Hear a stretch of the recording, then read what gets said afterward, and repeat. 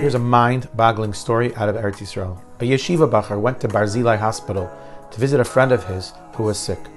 He comes into the room, and in the bed next to his friend is a chayal patzua, is an injured soldier.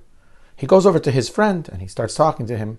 The friend of the injured soldier who was sitting by his bedside turns to the yeshiva bacher and he says to him, "Lama ta lo batzava? Why aren't you in the army?" And the bacher says, "I'm not in the army, but I'm doing a lot for the army." He says, "Really, what are you doing for the army?" He says, "Imatzti chayal. I adopted a soldier." He says, "You adopted a soldier? What does that even mean?" He says, "When I daven and when I learn and all the avodas Hashem that I do, I'm doing it on behalf of the soldier, so he should be protected. I'm doing something too." Laughingly, the friend says, "Right. Yeah, let me ask you a question. You're really doing it for a chayal? You're probably just making it up to make us feel good or to make yourself feel good. What's the name of the chayal?" He says, "The name is Itai Yehuda ben Keren."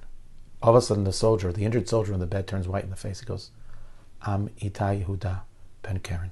This yeshiva bacher had been davening for the soldier. The friend of the soldier then turns to the yeshiva bacher and says, "If you were davening and you were learning for him, then how did he get injured?" Yeshiva bacher says, "Listen, the ways of Hashem are complicated, but listen, he's still alive. He survived." Later in the conversation, the soldier tells the yeshiva bacher that the injury had happened on Tuesday at 4:40 in the afternoon.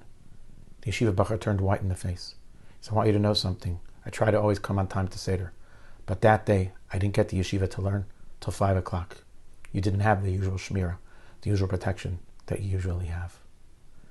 The two, this yeshiva bacher and the soldier, continued to talk, and they left as best friends, hugging one another, feeling deeply connected to one another. Torah is Megan.